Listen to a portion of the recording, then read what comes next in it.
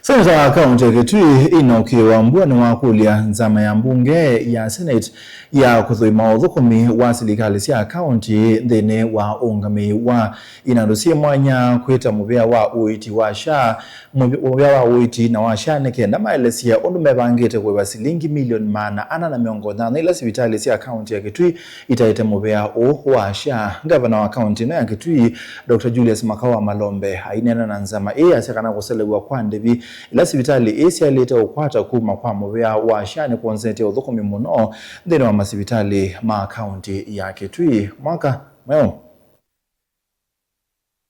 Wandi visia Uiiti sha nwende na watula muti kwa kuithiwa na ulelu wa Kuiva mathi alama Sivitali kivathukanio mataite Muvia itina wa Kuita Nthi.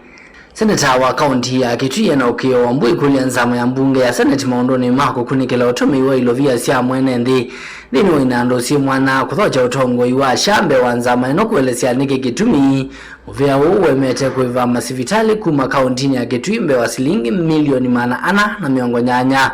It's unbelievable that now in the county government of Kitui hospitals they are owed 480 million Kenya shillings by SHA. And you know what this means, Governor and your colleagues? This is what it means. NHIF, which was started way back in 1966, for all those years accumulated this amount of debt, small little debt to counties. Now, SHA, which is hardly a year old, has ballooned.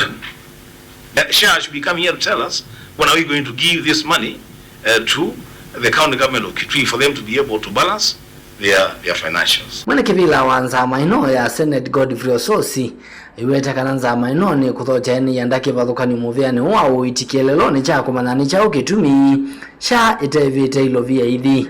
In the next 2 weeks we will invite the Ministry of Health, the CS for Health to appear before us on what they are doing to deal with this matter.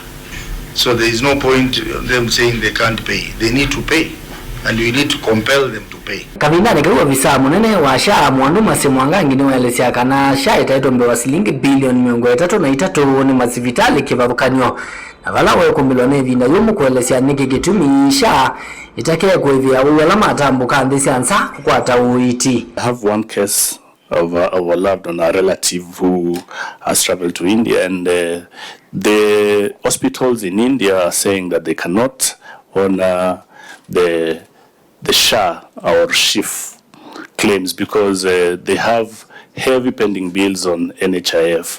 What is the time frame that you're going to take to make sure that the claims that were owed by NHIF are paid? We do have pending bills for NHIF, and these pending bills amount to 33 billion. Part of those pending bills form the overseas debt to hospitals who were previously engaged by NHIF.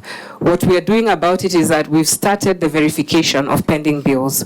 We are in the end term, probably in a week's time, of completing pending bills for close to 5,000 providers. Ivotia bilingi wa movo nto wa mwaka mweu.